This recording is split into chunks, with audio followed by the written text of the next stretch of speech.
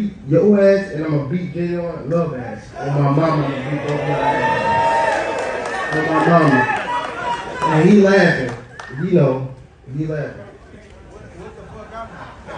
What are you talking about? What does he have to do with this? Let anything, you know what I'm talking about.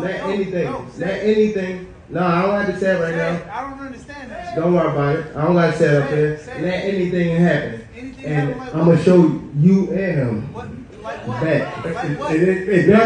It begs the question, Tank. It begs the question, Tank. How was your training for him? I mean, now you're fighting a bigger guy. Obviously, This wasn't your regular boxing presser. When Gervonta Tank Davis and Jake Paul sat down face-to-face under the bright DAZN lights, things went from tense to explosive in seconds.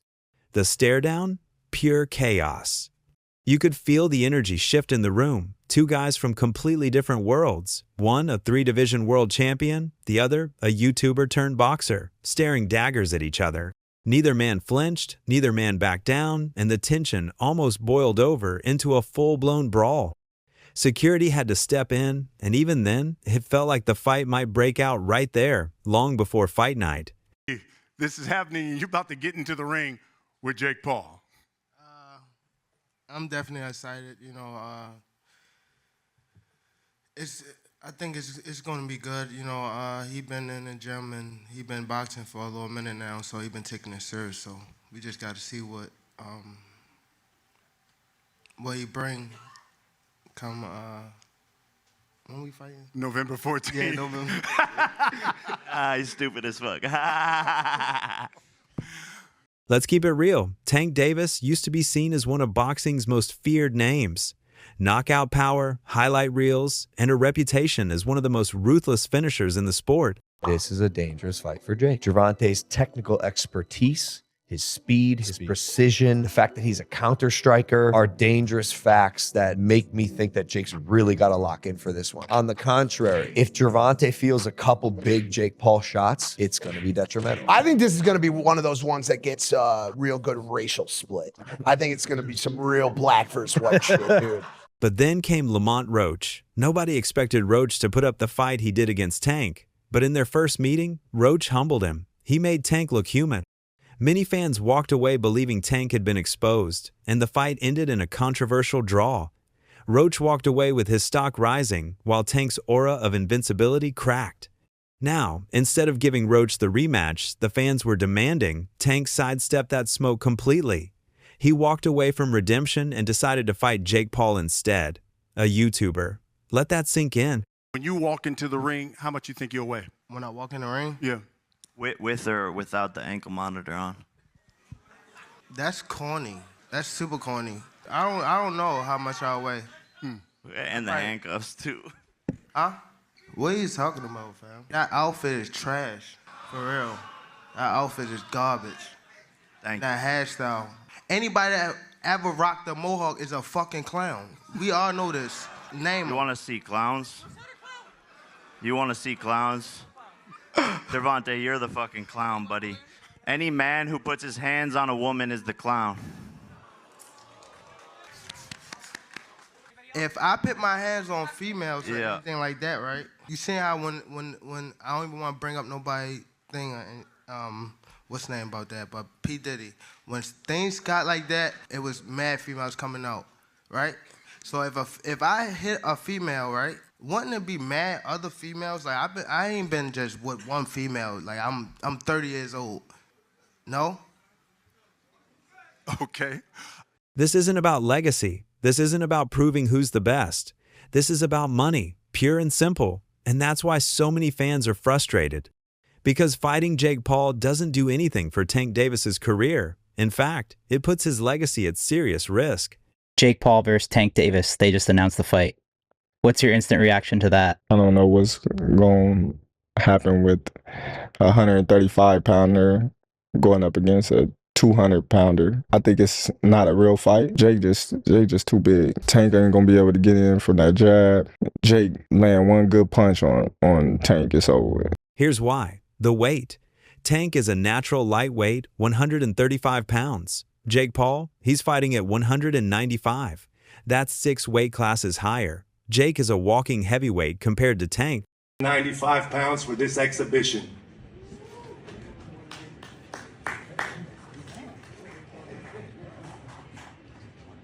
The fight will be contested over 10 3-minute rounds.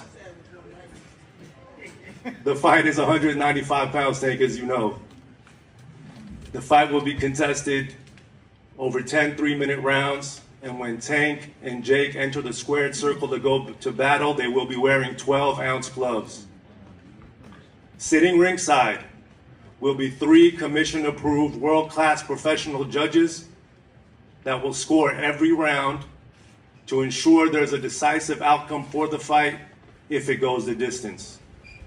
And both men are enrolled in the highest level of testing with USADA.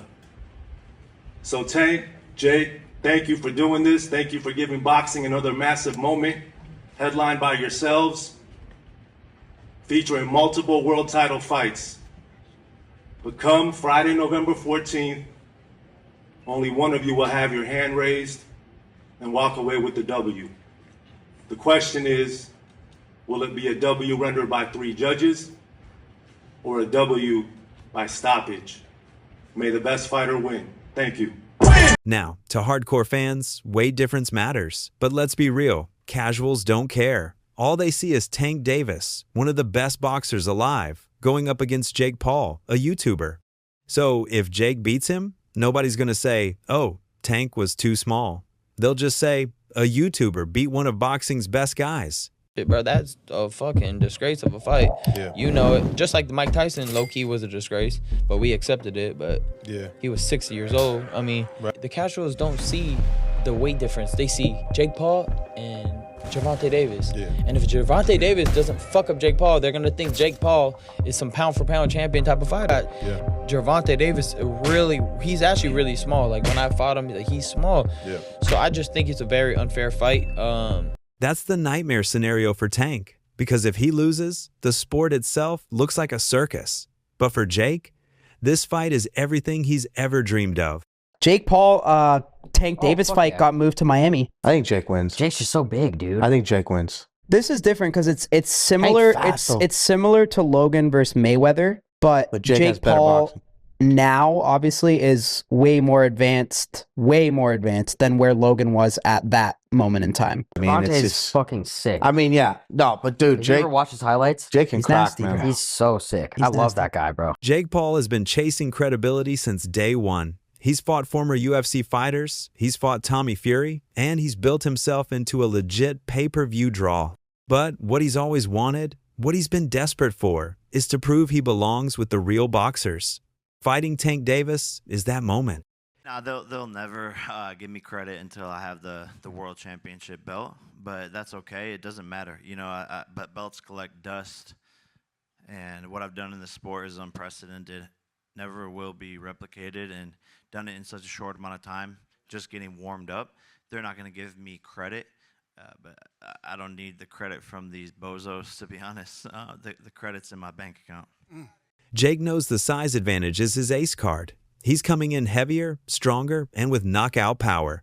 And unlike when he fought Mike Tyson, where people clowned him for targeting a 60-year-old legend, this time he's facing an active, dangerous fighter in his prime years. If Jake pulls this off, he doesn't just get respect, he shocks the entire sport. Gervonta Davis just posted that he would beat the brakes off of you if you guys fight. Yeah, I mean, I'll be down. Let's run it. Like, I'll be super, super down. I don't know if Gervonta needs Jake Paul. Let's be clear, right? is there a height limit in boxing? That's why so many boxing purists are furious, because this fight isn't just risky, it's reckless. Tank doesn't need Jake. He needs fights against guys like Shakur Stevenson, Devin Haney, or that unfinished business with Lamont Roach. Those are the fights that would cement his place in history. Has anybody ever come to you and said, Terrence, what do you think? Dip your toes in the MMA water. I don't get paid enough. But if you did? Nope. Nope. $5,000 to show up. $5,000 to win. $5,000 for best in the show. Yeah, like, hell no. Yeah. Well, that's the guys coming yeah, out. yeah. I know. But I'm just saying, that's how it is in UFC too. Yeah, I don't. They might get a little more money, but they be same thing, like 20,000. Yeah. So they fighting their off to get that bonus. Boxers, man, win, lose, draw. We getting X amount that's on that contract. Yes. And that's it. That's how it should be. Instead, Tank is chasing a bag. And yeah, we get it. Floyd Mayweather did the same thing.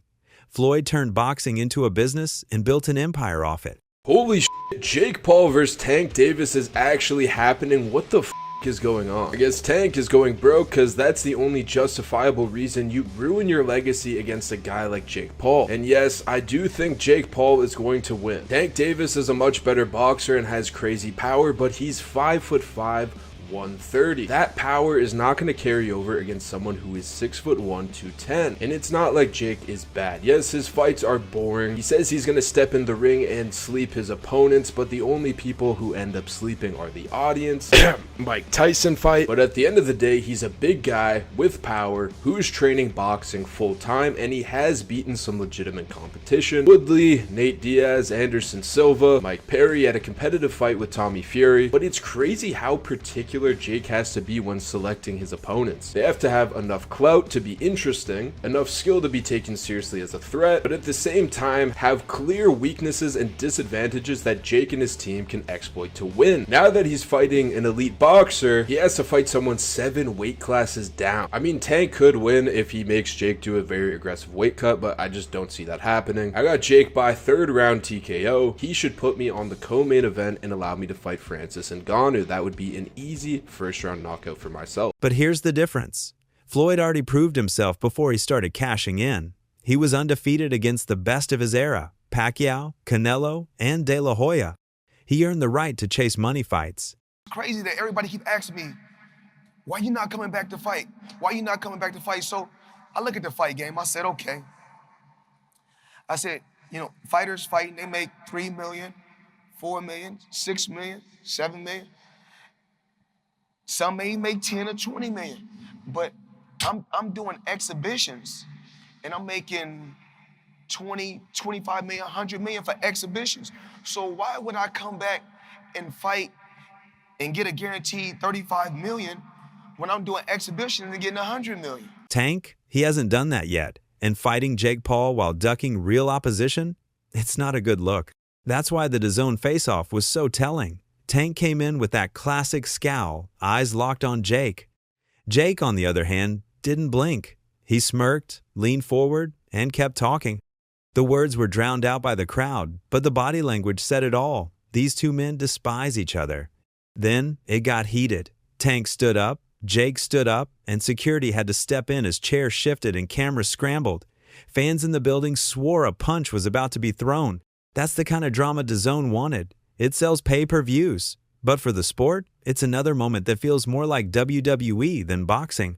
And trust me, the boxing world hasn't been quiet about this matchup.